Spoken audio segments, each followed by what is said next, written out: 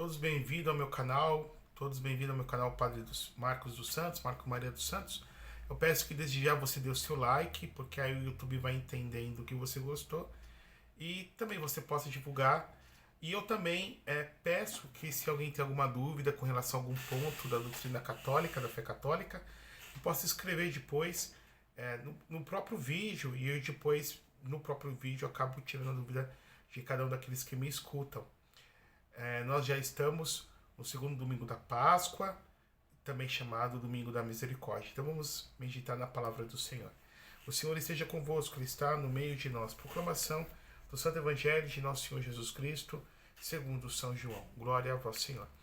Ao anoitecer naquele dia, o primeiro da semana, estando fechada por meio dos judeus as portas do lugar onde os discípulos se encontravam, Jesus entrou e, pondo-se no meio deles, disse: a paz esteja convosco. E depois dessas palavras, mostrou-lhe as mãos e o lado. Então os discípulos se alegraram por verem o Senhor. Novamente Jesus lhe disse: a paz esteja convosco.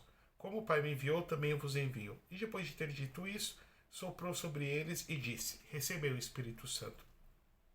A quem perdoar os pecados serão perdoados, e quem não perdoares não lhes serão retidos. Tomé, chamado Dídimo, que era um dos 12, não estava com ele quando Jesus veio. Os outros contaram-lhe depois: vimos o Senhor. Mas Tomé disse: se eu não vir a marca dos pregos em suas mãos, se eu não puser o dedo nas marcas dos pregos e não puser a mão no seu lado, não acreditarei. 8 dias depois encontravam-se os discípulos novamente reunidos em casa, e Tomé estava com eles. Estando fechadas as portas, Jesus entrou, pôs-se no meio deles e disse: a paz esteja convosco. Depois disse a Tomé: Tomé, põe o teu dedo aqui, olha as minhas mãos, estende a tua mão e coloca no meu lado, e não sejas incrédulo, mas fiel. Tomé respondeu: meu Senhor e meu Deus. Jesus lhe disse: acreditastes porque me vistes. Bem-aventurados os que crerão sem terem visto. Jesus realizou muitos outros sinais diante dos discípulos, que não estão escritos neste livro, mas estes foram escritos para que acrediteis que Jesus é o Cristo, o Filho de Deus, e para que, crendo, tenhais vida em seu nome. Palavra da salvação, glória a vós, Senhor. Pelas palavras do Santo Evangelho, sejam perdoados nossos pecados. Amém. Ave Maria, cheia de graça, o Senhor é convosco. Bendita sois vós entre as mulheres. Bendito é o fruto do vosso ventre, Jesus. Santa Maria, Mãe de Deus, rogai por nós, pecadores, agora e na hora de nossa morte. Amém. Irmãos e irmãs, nós estamos no segundo domingo do tempo da Páscoa, até sábado, até amanhã. Se a gente fazer essa releitura até ontem, como segundo domingo da Páscoa, estávamos na oitava da Páscoa do Senhor. E o Papa João Paulo II, a partir das revelações que Jesus fez a Santa Faustina Kowalska, tanto João Paulo II quanto Faustina Kowalska, eles eram poloneses, eram polacos, e ela, a partir das revelações que Jesus fez durante o período da Segunda Guerra Mundial, ela escreveu um livro chamado Diário Espiritual. Muitos dos senhores que me escutam conhecem. Esse diário ela divulgou, a mensagem da misericórdia que Jesus havia justamente ensinado e passado para ela.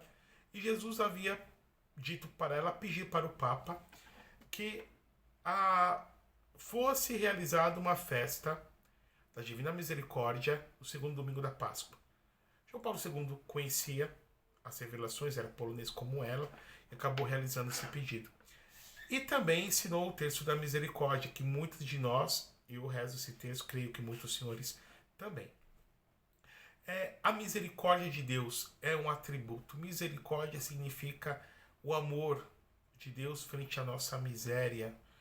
A misericórdia e a justiça em Deus são qualidades infinitas e equânimes. Ou seja, a justiça de Deus não anula a misericórdia não anula a justiça. Uma justiça divina sem misericórdia seria crueldade, mas uma misericórdia sem um mínimo de justiça nós poderíamos interpretar como uma tremenda de uma injustiça. Agora, queridos irmãos e irmãs, como nós vamos entender isso a partir deste evangelho que agora há pouco escutamos, João no capítulo 20?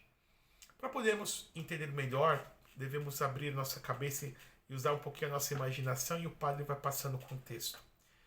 No domingo pela manhã, domingo de manhã, Jesus ressuscita dos mortos na alvorada do domingo, e nós temos uma discrepância entre os relatos, mas se passa assim: os anjos aparecem para as mulheres e depois o próprio Jesus aparece para Madalena. Isso de manhã. E depois nós temos essa aparição deste evangelho que se dá pela noite. Agora Jesus aparece para os 12, para os seus apóstolos, e não está Tomé. Nosso Senhor aparece primeiro com o seu corpo ressuscitado. Então, o corpo, né, anastasis, do grego da ressurreição, o corpo que está em pé, que está vivo. Jesus não está em condição de alma e de espírito, mas está vivo. Em outro momento, Lucas, no capítulo 24, Jesus vai dizer para os apóstolos: vede bem que sou eu mesmo, um fantasma, não tenho carne e ossos como eu tenho. E aí Jesus pede pão, Jesus pede um pouco de peixe, para poder mostrar e comer diante dos apóstolos e mostrar que ele ressuscitou com o mesmo corpo que ele recebeu da bem-aventurada Virgem Maria, com o mesmo corpo que padeceu a paixão, o mesmo corpo que morreu. Porém, este corpo agora com características novas. Santo Tomás de Aquino vem dizer que as características do corpo ressuscitado é a claridade, a agilidade, a sutileza e a impassibilidade. Claridade porque é um corpo luminoso, agilidade porque transita a grandes distâncias entre um piscar e fechar de olhos, um abrir e fechar de olhos. A sutileza porque é um corpo que pode passar agora porque nós escutamos no Evangelho, estando as portas fechadas, ou seja, um corpo que pode passar através das paredes, das portas, um corpo que não está restrito às leis condicionais da matéria e do espaço. Um corpo em que há sutileza, em que há impassibilidade, porque não sofre. Então, claridade, agilidade, sutileza, impassibilidade, característica de um corpo ressuscitado glorioso.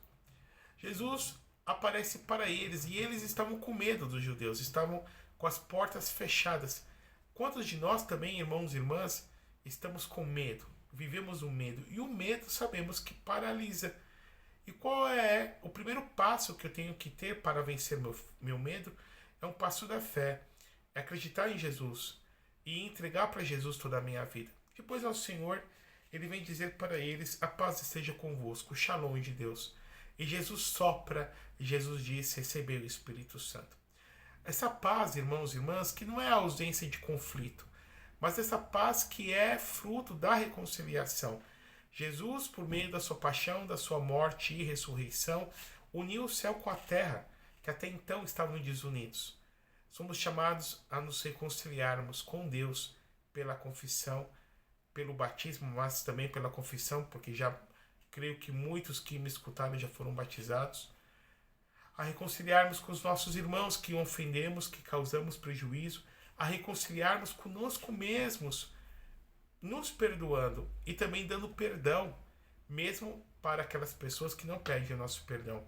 E por fim, a reconciliação com o nosso passado, do qual nós entregamos na mão do misericordioso Jesus o nosso passado. Jesus vem dizer: recebei o Espírito Santo, porque o Espírito Santo, este mesmo Espírito, o Espírito que é o ruar de Deus, o sopro de Deus, o Espírito que é Deus, tanto quanto o Pai e o Filho, o Espírito Santo que é este amor infinito, dado e recebido entre o Pai e o Filho e o Pai. Esse Espírito que ungiu Jesus durante a sua vida, tornando Jesus de Nazaré a Jesus Messias, a Jesus Cristo, que o ungiu no batismo, que ungiu toda a sua missão, que deu-lhe força para suportar os tormentos da cruz, que lhe ressuscitou dos mortos na manhã do domingo da Páscoa. Estes Espíritos, irmãos e irmãs, que nós invocamos na missa, quando o padre faz assim com as mãos e reza a oração da epíclise, né? Enviai ao Pai o vosso Espírito, a fim de que se torne para nós essas oferendas no corpo e no sangue, na alma e na divindade de nosso Senhor Jesus Cristo. Então, Jesus, nos últimos dias da sua vida, falou do Espírito Santo, mas é o Espírito Santo, Paráclito, que vem revelar a Jesus. Este Espírito que nós vamos comemorar, celebrar de uma forma solene quando derramado sobre toda a igreja no dia de Pentecostes. Mas algo muito curioso, nos diz o Evangelho que Tomé não estava. Então, portanto, estavam os 9 e não estava Tomé. Os 10 e não estava Tomé. E aí, depois que se deu isso, os apóstolos contaram para Tomé. E que coisa surpreendente, Tomé não acreditou. Na realidade, Tomé não acreditou no testemunho da igreja. Porque era a igreja, na pessoa dos apóstolos, na pessoa do colégio apostólico, que estavam dizendo, ele ressuscitou. É a igreja, com toda a sua credibilidade bimilenar, que faz com que acreditemos, como disse Santo Agostinho, eu não acredito na igreja por causa da Bíblia, mas eu acredito na Bíblia, nas Sagradas Escrituras, na credibilidade do Evangelho, na inspiração que o Espírito Santo deu para os escritores sagrados, por causa da autoridade da igreja. E aí depois que ele de fato não acreditou e ele falou essas frases, se eu não colocar o dedo nos seus pregos, nas suas chagas, nas mãos, nos pés, no costado, no lado, eu não acreditarei. Aquele que não acredita, aquele que seja ateu, seja descrente, seja alguém que é agnóstico, toda prova, todo milagre para ele sempre é algo insuficiente para acreditar. Todavia, depois de uma semana, depois de 8 dias, né, uma semana e um dia, aparece Jesus novamente. E Jesus diz, toca aqui na minha chaga, toca no meu lado, toca nesse buraco que foi aberto por amor aos homens. A Maria Madalena, Jesus não deixou tocar, mas ao apóstolo sim. Podemos ver aí um argumento que a igreja tem para justamente não conferir a ordenação para as mulheres. Não só a partir da encarnação de Deus, o sexo masculino, mas também dessa preferência, desse testemunho apostólico que Tomé tocou no corpo do Senhor chagado, ressuscitado, mas Maria Madalena, com toda a sua penitência e santidade, Nosso Senhor não permitiu que eu tocasse. Assim que toca, Tomé cai de joelhos e ele proclama, ele faz uma profissão de fé, ele vem dizer, meu Senhor e meu Deus. Né? Senhor e Deus. Theos, Senhor Kyrios. Meu Senhor e meu Deus, Elohim, que é Deus, Adonai, que é Senhor. Tomé de joelhos. Ele toca na ferida de Jesus, mas crê que aquele que ele tocou na realidade é o próprio Deus que havia sido feito homem, que havia morrido e que estava diante dele ressuscitado. Elohim, Adonai, meu Senhor e meu Deus. E meus irmãos, minhas irmãs, depois disso Jesus vem dizer para ele que bem-aventurado, que ele havia acreditado porque tocou, mas bem-aventurado, e aqui eu e você nós entramos neste círculo de bem-aventuranças porque acreditamos sem nunca ter visto. Claro que o vemos na Eucaristia, e ele está ressuscitado na Eucaristia, mas ele está velado pelos véus do sacramento. Então, quando eu vejo aquela alvura da hóstia consagrada, quando eu vejo o violáceo do vinho consagrado, é o Senhor, mas por detrás, né, desses véus sacramentais que ele se encontra. Meus irmãos, minhas irmãs, também há outras palavras que Jesus disse depois que ele sopra o Espírito Santo. Então, Jesus diz, o pecado que vocês perdoarem serão perdoados, que vocês não perdoarem serão retidos. Aqui está o substrato do sacramento da confissão. O poder que Jesus deu de consagrar o pão e o vinho, Jesus deu na Quinta-feira Santa por meio da ordenação sacerdotal. Então, na Quinta-feira Santa, Jesus ordena como sacerdotes da nova aliança aos seus apóstolos e dá-lhes o poder de consagrar o seu corpo e seu sangue. Porém, no domingo, como fruto da redenção e do Espírito Santo derramado, Jesus dá um outro poder, o poder de perdoar os pecados no poder de seu santo nome. E este poder que foi transmitido ao longo dos séculos pela imposição das mãos aos nossos bispos e num grau subalterno, num grau subordinado a nós padres, aos presbíteros.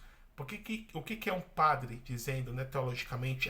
Claro, é sacerdote, mas o padre, o presbítero, ele é também fiel colaborador da ordem episcopal. Como reza, por exemplo, como está no ritual de ordenação presbiteral no pontifical romano. Este poder que Jesus deu só a Pedro, na pessoa de Pedro, Mateus 16, quando Jesus disse: que você ligar na terra será ligado nos céus, que você desligar na terra será desligado nos céus. Jesus deu depois para todos os apóstolos em Mateus 18. Esse poder de ligar e desligar, de liberar e de reter, de perdoar ou de não perdoar.